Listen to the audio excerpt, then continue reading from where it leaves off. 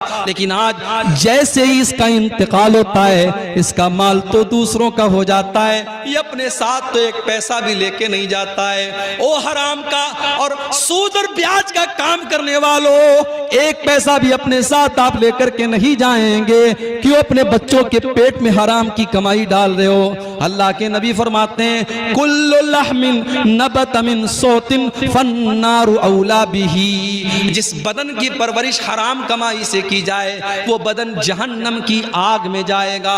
मुझे मालूम है कटिहार और सीमांचल के इलाकों में आज बंधन लोन के नाम से लोन की स्कीम चलाई जा रही है। औरतों के नाम से लोन लिया जा रहा है और एक बड़ी तादाद में मुसलमान आज लोन ले रहा है और सूद और ब्याज के ऊपर कर्जे ले रहा है। मेरे प्यारे भाइयों, ये हराम की कमाई आप अपने घर में ला करके अपने बच्चों की आखिरत क्यों बर्बाद कर रहे हो? अल्लाह के नबी फरमाते हैं, माल तो मरते ही उसका साथ छोड़ देता है, घर वाले उसके कफन दफन तक उसका साथ देते हैं, उसको नहलाते हैं, उसको कफनाते हैं, उसके तजहीज़ और तकफीन तक उसका साथ देते हैं, उसको कब्र में दफनाने तक उसका साथ देते हैं। लेकिन जब कब्र में चला आया, जब कब्र का सन्नाटा और कब्र की तारीकी में पहुंच गया, तो वहां पर ना उसका माल उसके काम आएगा, ना उसके घर वाले उसके काम आएंगे। वहां पर अगर कोई चीज काम आएगी तो उसका अमल काम आएगा।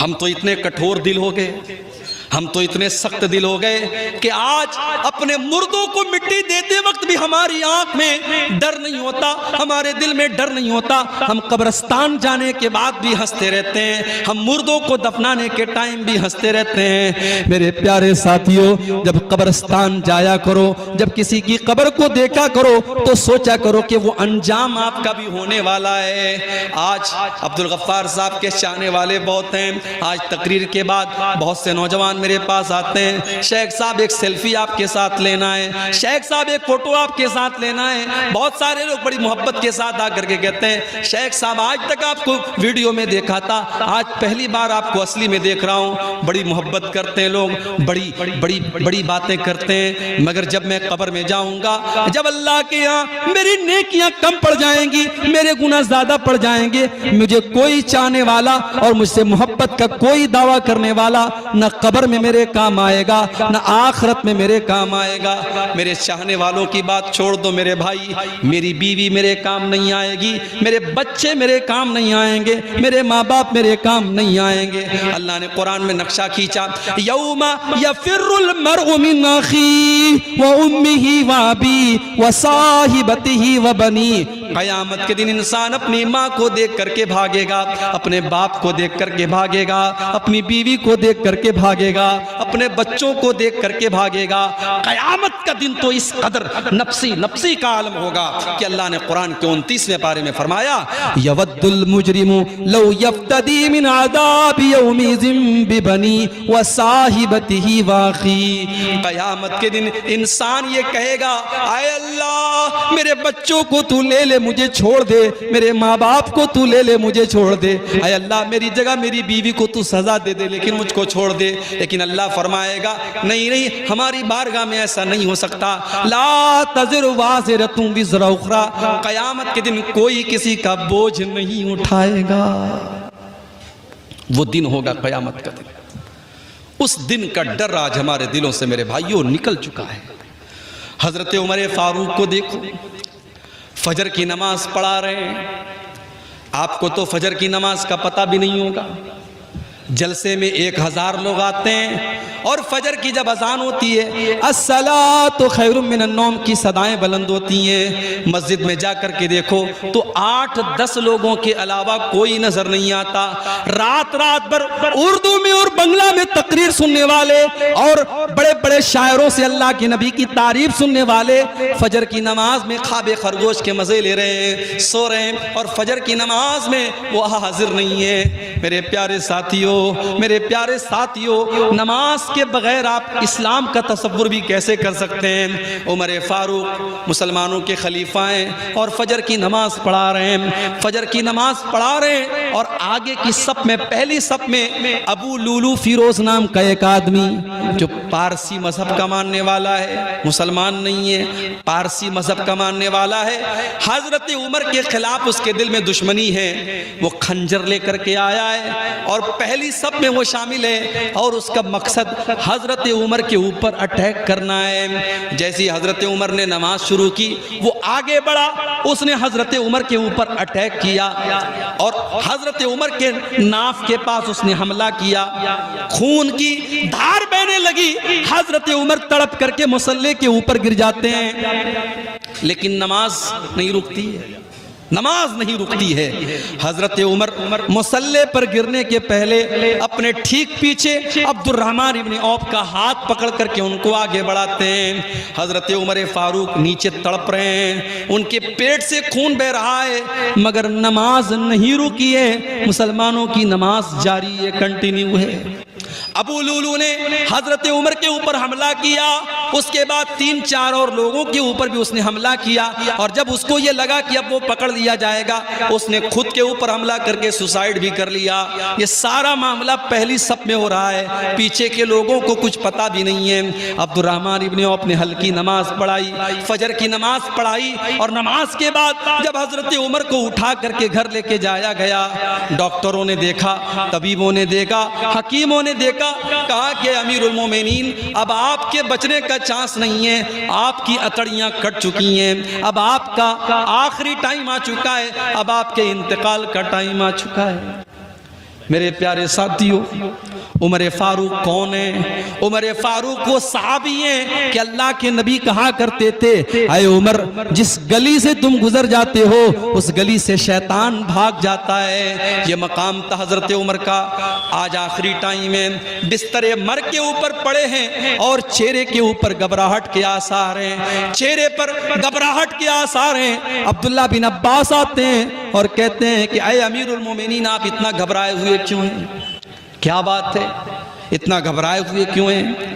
आए अमीरुल मोमिनीन, आप तो अल्लाह के नबी के ऊपर ईमान लाए, आपने इस्लाम कबूल किया और जब अल्लाह के नबी के ऊपर आप इस्लाम लाए तो आपने इस्लाम के लिए बहुत कारनामे अंजाम दिए और जब अल्लाह के नबी दुनिया से गए तो आपसे राजी थे, आपसे खुश थे और जब हजरत अबू बकर सिद्दीक का दौर आया आपने उनका भी साथ दिया और जब वो इस दुनिया से गए तो आपसे खुश थे, आपसे राजी थे।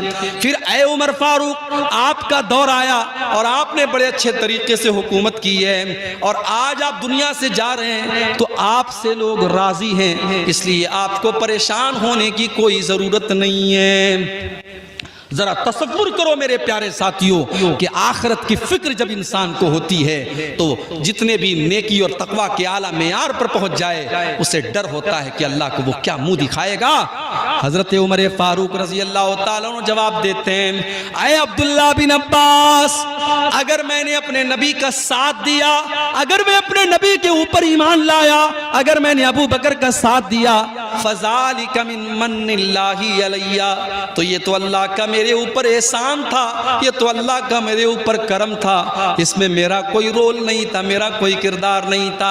ऐ अब्दुल्ला, मुझे डर है तो इसी बात का डर है जब मेरा दौरे हुकूमत आया, पता नहीं मेरे कौन से फैसले ऐसे रहे होंगे जो अल्लाह को पसंद आए होंगे और कौन से ऐसे फैसले रहे होंगे जो अल्लाह को ना पसंद रहे होंगे।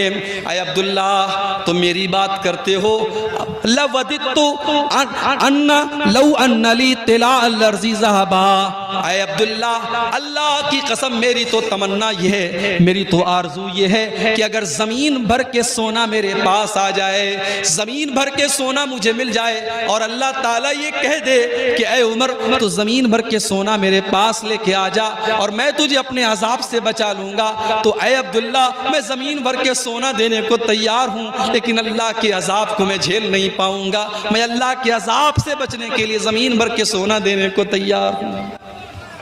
मेरे प्यारे साथियों, उमर फारूक को तो अपनी आखिरत की इतनी फिक्र है और हमें अपनी आखिरत की कोई फिक्र नहीं है। आज मकान बनवाने के लिए हम कितने परेशान हैं, आज अपने बच्चों का फ्यूचर बनाने के लिए हम कितने परेशान हैं, लेकिन उन बच्चों की आखिरत बनाने के लिए हमें कोई चिंता नहीं है। अल्लाह ने कुरान में फरमाया, या अय्युहल्लज़ीना आमनू कू अनफुसकुम व अहलीकुम नारा, ऐ ईमान वालों अपने आप को और अपने घर वालों को जहन्नम की आग से बचाओ।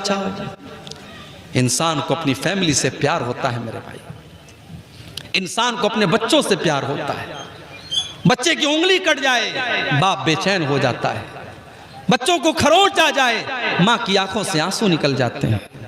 अल्लाह फरमा रहा है, ऐ ईमान वालों तुम्हें अपने परिवार से इतनी मोहब्बत है, अपनी फैमिली से इतनी मोहब्बत है, अपने बाल बच्चों से इतनी मोहब्बत है। या अय्युहल्लज़ीना आमनू कू अनफुसकुम व अहलीकुम नारा, ऐ ईमान वालों अपने आप को और अपने घर वालों को जहन्नम की आग से बचाओ। हमारी लड़कियां जवान हो गई, हमने उनको दुनिया की तालीम दे दी, ग्रेजुएट बना दिया, इंटर पास करा दिया, बहुत ज़रूरी है। मैं दुनिया की तालीम का भी कायल हूँ। आपके सीमांचल के इलाके में मुसलमान आज दुनिया की तालीम में भी पीछे हैं। आप दुनिया की तालीम अपने बच्चों को दिलाओ। एजुकेशन बहुत ज़रूरी है, तालीम बहुत ज़रूरी है, शिक्षा बहुत ज़रूरी है। आप अपने बच्चों को दुनिया की तालीम दिलाओ। मगर एक मशवरा मैं दे के जाता हूँ, आपको अच्छा लगे तो अमल कर लेना, अच्छा ना लगे तो कोई बात नहीं है। मैंने मुंबई के अंदर भी देखा, मैंने कलकत्ता के अंदर भी देखा, मैंने बेंगलोर के अंदर भी देखा कि बड़े बड़े करोड़पति बाप के बच्चे जो स्कूल में पढ़ रहे हैं। जाहिर है स्कूलों का अपना एक सिलेबस होता है। स्कूल में बच्चा अंग्रेजी पढ़ रहा है, हिंदी पढ़ रहा है, मराठी पढ़ रहा है, साइंस पढ़ रहा है, मैथ पढ़ रहा है, सब कुछ पढ़ रहा है, मगर वहां बच्चे को कुरान पढ़ाने वाला कोई नहीं है। स्कूल में बच्चे को अल्लाह के बारे में बताने वाला कोई नहीं है, रसूल के बारे में बताने वाला कोई नहीं है। मैंने बंबई के अंदर देखा, मैंने बेंगलोर के अंदर देखा, मैंने मद्रास के अंदर देखा कि मस्जिदों के अंदर छोटे छोटे मकतब चल रहे हैं। मौलवी साहब जो मस्जिद में इमामत कराते हैं, उनको इमामत की तनख्वाह अगर 10,000 रुपये दी जाती है, आपके सीमांचल में मैं जानता हूँ मस्जिदों के इमामों की तनख्वाहें बहुत मामूली होती हैं, लेकिन बड़े बड़े शहरों में जहाँ 10-15 हज़ार उनको इमाम की तनख्वाह दी जाती है, वहाँ इमाम को इमामत के साथ साथ ये ड्यूटी भी दी जाती है कि आपको बच्चों को मकतब में कुरान पढ़ाना है, नबी की बातें बताना है। बाकायदा स्कूलों के बच्चे 1 घंटे के लिए 2 घंटे के लिए मस्जिद में आकर के मौलवी साहब से दीन की बेसिक बातें सीख लेते हैं। अब वो बच्चा स्कूल में पढ़ करके जब डॉक्टर बनता है, जब इंजीनियर बनता है, जब वकील बनता है, तो उसके दिमाग के अंदर उसने बचपन में मौलवी साहब से जो दीन की बुनियादी बातें सीखी थी, उसने अल्लाह के बारे में जाना था, उसने रसूल के बारे में जाना था, उसने आखिरत के बारे में जाना था, उसने नमाज का तरीका सीखा था, उसने नमाज की दुआएं सीखी थी। उस बच्चे के दिमाग में वो सारी बातें हमेशा हमेश के लिए फिट हो जाती हैं। और जब वो बच्चा जिंदगी के किसी भी मैदान में जाता है तो वो अपने इस्लाम को, अपने ईमान को, अपने कुरान को, अपनी नमाज को नहीं भूलता है। मेरे प्यारे साथियों, आज मुसलमान लड़कियां अगर गैरों के साथ फरार हो रही हैं और बाकायदा एक साजिश के तहत उनको इस्लाम से निकाल करके उनको मुर्तद बनाया जा रहा है और उनके साथ साजिश रच करके उनकी इज्जत का सौदा किया जा रहा है, तो उसके बहुत बड़े जिम्मेदार हम और आप हैं। हमने अपनी बच्चियों को दीन की तालीम नहीं दी, हमने अपने बच्चों को दीन की तालीम नहीं दी।